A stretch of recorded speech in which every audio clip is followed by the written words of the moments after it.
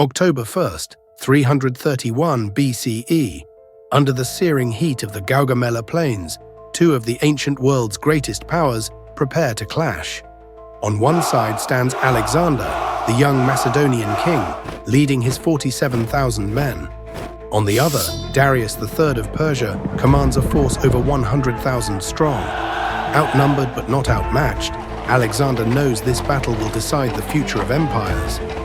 Darius's forces stretch across the horizon, war elephants, scythed chariots, and waves of infantry.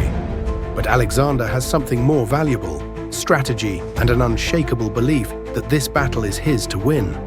The armies meet in a violent clash. Macedonian spears strike Persian shields as the battlefield erupts in chaos. Swords ring, and the ground trembles under the weight of the fighting. Both sides struggle for control, locked in a brutal contest. Exhausted, outnumbered, but driven by their king's unbreakable will, his men prepare for the decisive moment. Then Alexander makes his move, brilliant yet risky. He arranges his army in an oblique or diagonal formation. The right flank, led by Alexander himself, is stronger, ready to strike. The weaker left flank lures the Persian forces in, setting the trap. As Darius's war chariots thunder across the battlefield, Alexander's men calmly open their ranks, allowing the chariots to pass harmlessly through. What was meant to be Persia's greatest weapon is neutralized in an instant. With chaos erupting around them, Alexander seizes his moment. Leading his cavalry in a ferocious charge, he cuts through the Persian center, heading straight for Darius. The audacity of the attack shocks the Persian king.